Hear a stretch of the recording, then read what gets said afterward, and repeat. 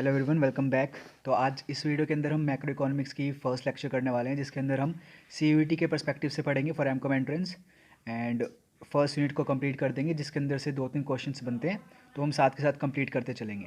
तो जैसे हमने पढ़ा था माइक्रो इकोनॉमिक्स क्या होता है, तो मैक्रो इकोनॉमिक्स आप सभी को पता है, जो हम इकोनॉमिक प्रॉब्लम को स्टडी करते हैं एट मैक्रो लेवल या फिर इकोनॉमी एज अ होल। जैसे कि for example unemployment is a problem in India and inflation कह लो, तो वो किस पे स्टडी करते हैं, हम एक मैक्रो लेवल पे स्टडी करते हैं। Alright, let's move to macro economics की proper definition. A branch of economics है that studies how an overall economy behaves. ठीक है, ओवरऑल इकोनॉमी की बात कर रहे हैं, माइक्रो लेवल पर नहीं चल रहे हैं, इंडिविजुअल लेवल पर नहीं चल रहे हैं, इंडिविजुअल को कलेक्टिवली लेकर चल रहे हैं, यानी कि मार्केट को लेकर चल रहे हैं। देर आर सर्टेन वेरिएबल्स जो हमें करने की ज़रूरत है, एक एक करके वो सारे वेरिएबल्स देखते हैं, और ये वेरिएबल्स होंगे एग्रीगेट टर्म्स पे, यानी कि मैक्रो लेवल पर। First variable is aggregate demand. Aggregate demand क्या होती है? Demand for all goods and services. Demand for all goods and services, या फिर मैं कहूँ अगर हम इंडिविजुअल डिमांड्स को ऐड करेंगे एंड वहाँ पर लेकर आएंगे ऑल गुड्स एंड सर्विसेज की डिमांड, तो वो क्या कहलाएगी? Aggregate demand. It is a macro level concept. Second variable is aggregate supply. Aggregate supply क्या होगी? जैसे कि जितने भी प्रोड्यूसर है हमारी इकोनॉमी के अंदर, वो जो सप्लाई कर रहे हैं, यानी कि ऑल गुड्स एंड सर्विसेज की प्रोडक्शन, तो वो क्या होता है? एग्रीगेट सप्लाई होता है। इसको भी हम मेजर करते हैं कैसे? जो मार्केट वैल्यू होती है गुड्स एंड सर्विसेज की, जो प्रोड्यूस होती है ड्यूरिंग एन अकाउंटिंग ईयर कह लो या ड्यूरिंग अ पर्टिकुलर ईयर कह लो, तो उसके हिसाब से हम इसको मेजर कर सकते हैं। तो aggregate supply is the production that is done in the economy by all the producers of all goods and services। एक पर्टिकुलर गुड की नहीं, all goods and services। Next is aggregate investment. Aggregate investment क्या होती है? It refers to the expenditure by all the producers in the economy. यानी कि बात मैं करूं, अगर इन्वेस्टमेंट कौन करता है, इन्वेस्टमेंट एक्सपेंडिचर कौन करता है? करते हैं प्रोड्यूसर्स, यानी कि खर्चा कर रहे हैं प्रोड्यूसर्स लोग प्रोडक्शन करने के लिए, तो वो क्या कहलाएगा? एग्रीगेट इन्वेस्टमेंट कहलाएगा। ठीक है, या फिर एक और चीज़ हम इसे कह सकते हैं, जो कैपिटल स्टॉक होता है हमारी इकोनॉमी के अंदर, उसको बढ़ाना, दैट इज इन्वेस्टमेंट। तो इसी का टोटल क्या कहलाएगा? एग्रीगेट इन्वेस्टमेंट कहलाएगा। Next is aggregate consumption. क्या होती है? एग्रीगेट कंजम्पशन होती है जो हम लोग डिमांड करते हैं, जैसे कि कंजम्पशन करते हैं of all goods and services. Consumption of all goods and services, इसको भी हम एस्टिमेट कर सकते हैं, जो हम टोटल एक्सपेंडिचर करते हैं, टोटल खर्चा करते हैं ऑल गुड्स एंड सर्विसेज पर, but on consumer goods. Consumer goods are those goods which are demanded for direct consumption. ठीक है, सो ये जो टोटल कंजम्पशन होती है, या फिर मैं कहूँ टोटल एक्सपेंडिचर जो हम कंज्यूमर गुड्स पे करते हैं, it also reflects the quality of life of the people, कि कितना वो कंजम्पशन एक्सपेंडिचर कर रहे हैं, उसके हिसाब से the quality of life of people increase या डिक्रीज होती है, हम पता लगा सकते हैं। सो this is aggregate consumption. The second one is, fifth one is general price level. General price level हमारे पास नॉर्मल पी से हम इसको डिनोट करते हैं। अगर पी हमारी इकोनॉमी के अंदर ज़्यादा है, which means prices are high in the economy, उसको हम कहते हैं inflation. And if prices are very low, then उसको हम कहेंगे deflation in the economy. And these concept are macro level concept, एक इंडिविजुअल लेवल पर स्टडी नहीं करते हैं। ठीक है, तो जनरल प्राइस लेवल। एंड एक और चीज़ यहीं पर समझना कि general price level and money supply in the economy goes hand in hand. जब हम इसी के अंदर मनी सप्लाई करेंगे या फिर क्वांटिटी थ्योरी ऑफ मनी करेंगे, देन वी विल नो कि ये कैसे होता है। मान के चलो, अगर money supply in the economy is increasing, so does the price in the economy. ठीक है, so these are positively related, इसको हमेशा ध्यान रखना है। आगे बढ़ते हैं, नेक्स्ट इज नेशनल इनकम। जब हम नेशनल इनकम वाला चैप्टर करेंगे, तब हम उसके अंदर ये पर्टिकुलर चीज़ करेंगे। नेक्स्ट इज डोमेस्टिक इनकम, ये हम नेशनल इनकम वाले चैप्टर के अंदर ही करेंगे। Last is money supply. जब हम मनी सप्लाई का चैप्टर करेंगे, then we will do the concept of money supply. तो ये इंपॉर्टेंट वेरिएबल्स थे जो हम सभी को पता होने चाहिए मैक्रो इकोनॉमिक्स की स्टडी करने से पहले पहले। एक और कंसेप्ट आता है कि इकोनॉमी के अंदर कितने टाइप्स ऑफ गुड्स प्रोड्यूस होते हैं। तो मेनली तो काफ़ी सारे गुड्स हैं, बट इसको कैटेगराइज किया गया है 2-3 कैटेगरीज के अंदर। The first is final and intermediate goods. Final भी कैटेगराइज किया गया है, जैसे कि final consumer goods and final producer goods, यानी कि कंज्यूमर के द्वारा परचेज़ किए जाने वाले उसे क्या कहेंगे हम, फाइनल कंज्यूमर गुड्स। एंड जो प्रोड्यूसर परचेज़ करते हैं वो कहेंगे हम क्या, फाइनल प्रोड्यूसर गुड्स। अब इसमें भी डिफरेंस है, final consumer goods directly consume होते हैं बाय द कंज्यूमर्स, एंड जो फाइनल प्रोड्यूसर गुड्स हैं वो प्रोड्यूसर क्या करेंगे, फर्दर प्रोडक्शन के अंदर उसको लगाएंगे। ठीक है, यानी कि फाइनल कंज्यूमर गुड्स से क्या निकल कर आएगा, consumption expenditure, and final producer goods से क्या निकल कर आएगा, investment expenditure. Okay, these are on final goods. तो फाइनल गुड्स कितने टाइप्स के हो गए, final consumer goods and final producer goods. और कंज्यूमर किस लिए करते हैं डिमांड गुड्स को, टू सेटिस्फाई देयर वांट्स। ठीक है, और प्रोड्यूसर क्यों करेंगे, एज अ फिक्स्ड एसेट कह लो। आगे बढ़ते हैं, नेक्स्ट इज इंटरमीडिएट गुड्स, यहाँ पे लिखा हुआ है। हाँ, अब इंटरमीडिएट गुड पढ़ते हैं, फाइनल गुड हमारा हो चुका है। Intermediate goods are those goods which have not yet cross the boundary line of production, यानी कि still they are in process of production, उसके अंदर वैल्यू ऐड की जा सकती है, and value is still to be added to these goods. यानी कि इंटरमीडिएट गुड्स को हम फाइनल गुड्स के अंदर कंज्यूम कर सकते हैं आफ्टर प्रोसेसिंग इट। ठीक है, तो वो क्या हो गया, इंटरमीडिएट गुड हो गया, सिंपल है। नेक्स्ट हमारे पास है अदर कैटेगरी, जो कि है consumer goods and capital goods. Simply consumer goods क्या हो गए, जिस पर कंज्यूमर खर्चा करेगा डायरेक्टली सेटिस्फैक्शन पाने के लिए या फिर डायरेक्टली कंज्यूम करेगा, वो क्या हो गया हमारे पास, कंज्यूमर गुड्स हो गए। And there are different types of consumer goods as well, जैसे कि ड्यूरेबल गुड्स, आप लोगों ने अपने क्लासेस के अंदर पढ़ा था 11th-12th के अंदर, semi durable, non durable goods and services. ठीक है, ड्यूरेबल गुड्स ऐसे गुड्स हो गए हैं जो काफ़ी सालों तक चल सकते हैं, जैसे टीवी हो गया। सेमी ड्यूरेबल गुड्स होते हैं जो शॉर्ट पीरियड के लिए चलते हैं, शॉर्ट पीरियड के लिए चलते हैं, जैसे कि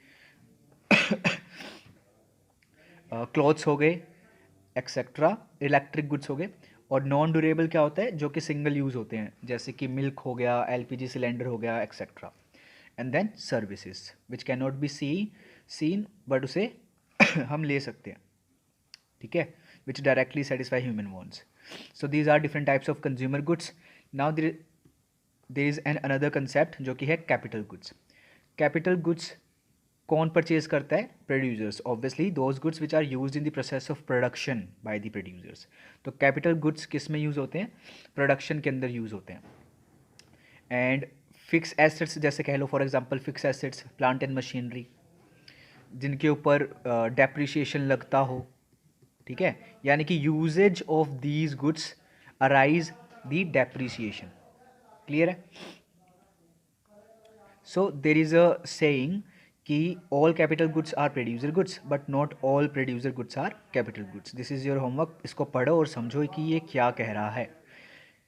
पॉज कर लो, फिर देखो, फिर मैं बताता हूँ। So all capital goods are producer goods, यानी कि कैपिटल गुड्स कौन परचेज करता है, प्रोड्यूसर परचेज करता है, ताकि वो उसे अपनी प्रोडक्शन के अंदर लगा सके, जैसे प्लांट एंड मशीनरी। तो हर एक कैपिटल गुड क्या होगा, प्रोड्यूसर गुड होगा obviously, but not all producer goods. All producer goods capital goods नहीं है, क्योंकि ऑल प्रोड्यूसर गुड्स के अंदर रॉ मटेरियल भी आता है which is an intermediate good. ठीक है, which is an intermediate good जिसके अंदर वी कैन ऐड वैल्यू और उसको फाइनल एक प्रोडक्ट बनाया जा सकता है, फाइनल गुड बनाया जा सकता है। ठीक है, so this statement is correct, इसको हमेशा ध्यान रखना है। नेक्स्ट टॉपिक इज जो हमने अपने बचपन में किया था, which is circular flow. Circular flow in an economy, इसके अंदर हम मनी का भी सर्कुलर फ्लो जानेंगे और रियल फ्लो भी जानेंगे। रियल एंड मनी फ्लो दोनों इसी चीज़ के अंदर इंक्लूडेड है। ठीक है, एंड द होमवर्क इज, आज का आपका होमवर्क है, योर होमवर्क इज डेप्रिसिएशन करना। डेप्रिसिएशन करो एंड इन्वेस्टमेंट करो। इन्वेस्टमेंट कितने टाइप्स की होती है ये करना है, डेप्रिसिएशन करना है, डेप्रिसिएशन के कितनी चीज़ें आती है डेप्रिसिएशन के अंदर वो करना है, जैसे expected obsolescence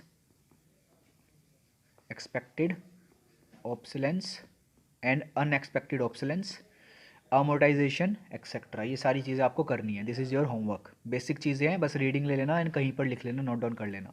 so let's continue the ongoing topic which is circular flow. Circular flow, let's चलो आपको पता ही है वैसे भी, there are, let's for example take 2 sectors, firms and households ले लेते हैं सबसे पहले। तो हाउस होल्ड्स क्या प्रोवाइड करवाता है फर्म्स को? Factor services. Factor services provide करवाता है जिससे firms will do production. Production करेगा तो वो क्या जनरेट करेगा? आउटपुट जनरेट करेगा। ठीक है, गुड्स एंड सर्विसेज उसके पास अवेलेबल हो जाएंगी, यानी कि बना लेगा। हाउस होल्ड्स क्या डिमांड करेंगे then? Goods and services from the firms. तो firm will provide goods and services to households, simple as that. And जो फैक्टर सर्विसेज हाउस होल्ड्स ने फर्म्स को प्रोवाइड करवाई है, उसके लिए firms will provide them factor income कह लो या फैक्टर पेमेंट्स कह लो। Factor payments from the perspective of firms क्या कहलाएगी? फैक्टर पेमेंट्स कहलाएगी, यानी कि जो मनी हाउस होल्ड्स को मिल रहा है। And from the perspective of households factor payments कहलाएगी क्या? फैक्टर इनकम्स कहलाएगी। ठीक है, from the perspective of households. So this is the circular flow of money.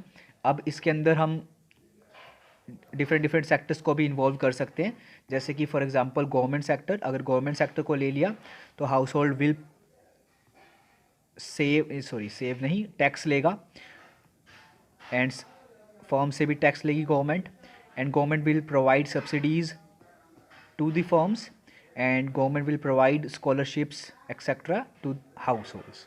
So this is the एक और sector which is included in it, government sector. अब ले लेते हैं रेस्ट ऑफ द वर्ल्ड को। रेस्ट ऑफ द वर्ल्ड जब आ जाता है देन इसमें क्या होता है? एक्सपोर्ट एंड इम्पोर्ट इन्वॉल्व हो जाता है, एक्सपोर्ट एंड इम्पोर्ट। ठीक है, इम्पोर्ट यानी कि we are purchasing from rest of the world, and export यानी कि we are selling to rest of the world. Simple है। सो ये यहाँ पर भी मनी का इनफ्लो एंड आउटफ्लो हो सकता है। एंड अगर हम ले लेंगे फाइनेंशियल इंस्टीट्यूशंस को भी, फाइनेंशियल इंस्टीट्यूशंस को इन सर्कुलर फ्लो ले लेंगे तो क्या होता है कि firms will take loan from financial institutions, banks कह लो। Households will borrow, obviously will take loan also.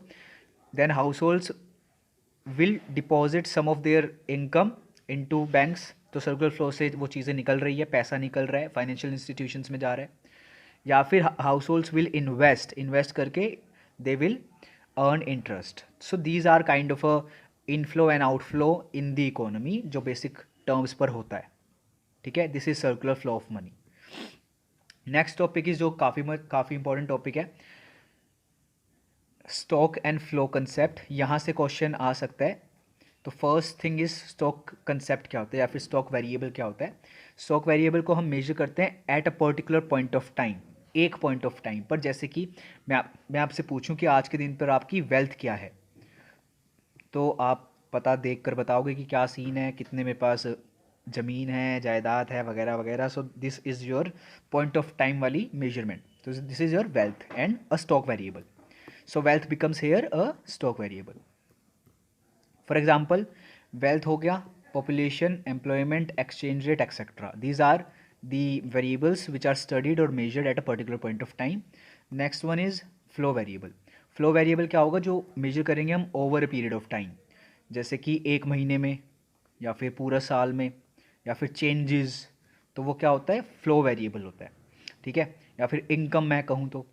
So the examples of flow variable is income and expenditure. ये ब्रॉड सेंस में है। अब इनकम कौन कौन सी होती है? जैसे rent, interest, wages, salaries, profit, business income etcetera. These are incomes. And expenditure भी उसके परस्पेक्टिव से क्या हो गई? रेंट हो गया and other expenditures as well. तो जो भी इनकम एंड एक्सपेंडिचर्स होंगे उनको directly we have to classify into flow variables. ठीक है, अब क्वेश्चन करते हैं, बट उससे पहले एक और टॉपिक कर लेते हैं, leakage and injection. Leakage and injection, अगर सर्कुलर फ्लो में से पैसा बाहर निकल रहा है so that is leakage. And वो कैसे निकलेगा? लेट्स से हाउस होल्ड्स ने सेविंग्स कर ली, यानी कि वो पैसा खर्च करके गुड्स एंड सर्विसेज नहीं ले रहे हैं, वो पैसा अपने पास ही रख रहे हैं, तो वो क्या हो गया? लीकेज हो गया। And there is a second concept which is injection. Injection यानी कि सर्कुलर फ्लो के अंदर मनी डालना, जैसे कि परचेज बढ़ा दिया, कंजम्पशन बढ़ा दी, तो वो क्या हो गया? इंजेक्शन हो गया। So let's do a question जो कि लास्ट ईयर भी आया था डीयूईटी के अंदर। Which of the following economic variables is not a flow variable? तो हमसे पूछा है फ्लो वेरिएबल नहीं है, and we know that flow variable के अंदर इनकम एंड एक्सपेंडिचर आते हैं। तो यहाँ पर करेक्ट आंसर डायरेक्टली क्या हो जाएगा? दी थर्ड ऑप्शन। ठीक है। नेक्स्ट वन इज़, ये एक छोटा सा एक और कंसेप्ट है यहाँ पर बिजनेस साइकिल का। बिजनेस साइकिल समझ लो एक बारी। नॉर्मल बिजनेस साइकिल है, दिस इज ट्रेंड ग्रोथ। इस पर्टिकुलर रेट से ग्रोथ हो रही है हमारी इकोनॉमी के अंदर, we are just taking it as hypothetically, ठीक है, ग्रोथ हो रही है। हम स्टार्टिंग में यहाँ पर थे यानी कि ट्रफ पर, देन एक्सपेंशन हुआ, this is what, trough, then expansion हुआ, एक्सपेंशन। एक्सपेंशन को हम प्रोस्पेरिटी भी कहते हैं, जो कि क्वेश्चन के अंदर गिवन है, जिसके अंदर क्या होता है, एम्प्लॉयमेंट इंक्रीज होती है, जीडीपी ग्रोथ होती है, एक्सेट्रा, आउटपुट इंक्रीज होता है। देन हम पहुंच जाएंगे पीक पर, दिस इज पीक, जहां पर सब अपने मैक्सिमम पर है। Then there is a time period which is known as recession,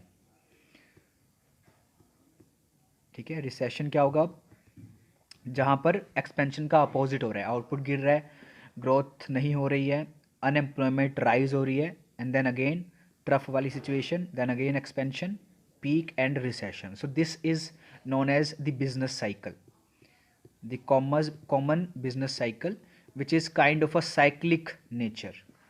किस नेचर की है, साइक्लिक नेचर की है। सो जब आप बिजनेस स्टैटिस्टिक्स के अंदर टाइम सीरीज वाला चैप्टर करोगे, उसके अंदर देर आर सर्टेन टॉपिक्स जैसे कि ट्रेंड, तब आपको वहाँ पर पता चलेगा, बट ये यहाँ पर भी थोड़ा सा रिलेट हो रहा था, तभी मैंने यहाँ पर करवा दिया है। तो इसका क्वेश्चन कर लो, prosperity, recession, depression in a business cycle is an example of which of the following, irregular trend, secular trend, cyclic trend और seasonal trend. So the answer is cyclic trend. यहाँ पर आपका चैप्टर होता है complete. अब हम मिलते हैं नेक्स्ट चैप्टर के अंदर, इसके नोट्स आपको मिल जाएंगे, और नोट्स भी एक बार ही पढ़ लेना।